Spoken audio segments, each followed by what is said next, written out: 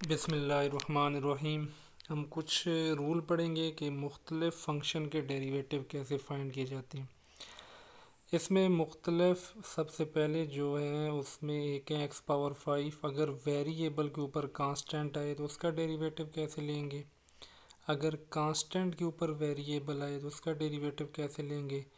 और अगर वेरिएबल के ऊपर वेरिएबल आए तो उसका डेरिवेटिव कैसे लेंगे। ये बार बार यूज़ होंगे।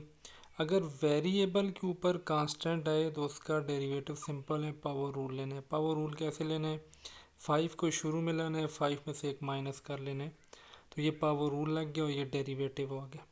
लेकिन अगर कांस्टेंट के ऊपर वेरिएबल आ जाए तो फिर आपने पावर रूल नहीं लगाना, फिर आपने ये रूल ए पावर एक्स का डेरिवेटिव का रूल है D by D x A power x. तो इसका डेरिवेटिव का रूल होता है कि इस नंबर को इसी तरह लिखना है, फिर लाग और इधर जो भी नंबर है वो लिखने हैं और पावर का दोबारा डेरिवेटिव।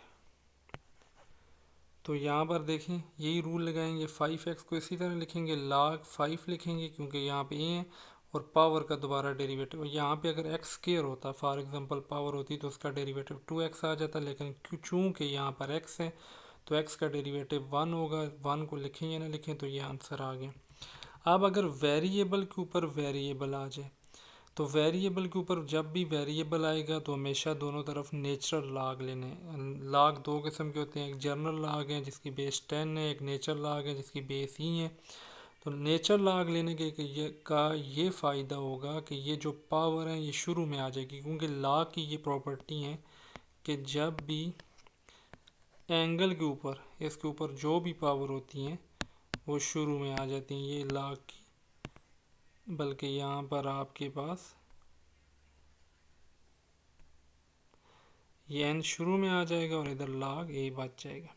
तो यही प्रॉपर्टी लगाई है। अभी तक हमने डेरिवेटिव नहीं लिया, पहले स्टेप में डेरिवेटिव नहीं लेना बल्कि दोनों तरफ लाग लेना है।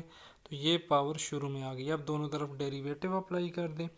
अब ये दो फंक्शन है तो प्रोडक्ट रूल लगेगा। प्रोडक्ट रूल हम ऑलरेडी पढ़ चुके हैं। तो प्रोडक्ट रूल में क्या होता है, फर्स्ट इसी तरह सेकंड का डेरिवेटिव प्लस सेकंड इसी तरह फर्स्ट का डेरिवेटिव। अब इस लाग का कैसे डेरिवेटिव लेना है, इस पर तो डेरिवेटिव अप्लाई नहीं हुआ, अभी हमने सिर्फ प्रोडक्ट रूल लगाए। अब जिस पर डेरिवेटिव है वो अप्लाई करना है। तो लाग का डेरिवेटिव हमेशा याद रखना कि ये जो एंगल है ये 1/x हो जाएगा, जो भी एंगल है वो डिवाइड होगा और एंगल का दोबारा डेरिवेटिव। ये लाग का डेरिवेटिव लेने का तरीका है।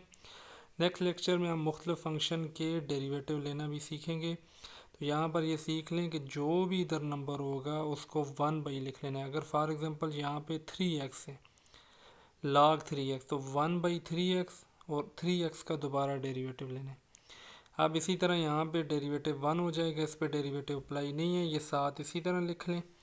अब इस x का डेरिवेटिव 1 हो जाएगा, ये जो फंक्शन है ये दोनों कैंसिल होकर इधर 1 बच गया। इधर जो y है तो यहाँ पर क्योंकि हमने दोनों तरफ डेरिवेटिव अप्लाई किया तो यहाँ पर भी log का डेरिवेटिव उसी तरह लेना है जैसे इधर लिए। तो 1/y और y का दोबारा डेरिवेटिव जिस तरह हमने यहाँ पे किए हैं 1/x, x का दोबारा डेरिवेटिव। तो ये दोनों कैंसिल होके 1 हो गए। तो यहाँ पे dy/dx, ये वाला y इधर आपने क्रॉस मल्टीप्लाई कर देना है, इधर 1 बच गया प्लस log x। इस y की वैल्यू ये देखें क्वेश्चन में है x/x, इसको दोबारा पुट कर दें तो ये हमने डेरिवेटिव निकाल लिए। तो जब भी कांस्टेंट के ऊपर वेरिएबल आए तो a पावर x का रूल, वेरिएबल के ऊपर कांस्टेंट आए पावर रूल, वेरिएबल के ऊपर वेरिएबल आए तो दोनों तरफ लॉग लेने। एक और क्वेश्चन ये राइज हो सकता है, अगर कांस्टेंट के ऊपर कांस्टेंट आए 5/2 तो वो ऑलरेडी कांस्टेंट ही होगा, 5/2 25 और 25 का डेरिवेटिव 0। तो ये हमने डिफरेंट रूल पढ़े हैं। बाकी इसी तरह हम जो नेक्स्ट करेंगे उसमें इसी तरह के डिफरेंट फार्मूले उनको सॉल्व करने का तरीका पढ़ेंगे इंशाल्लाह।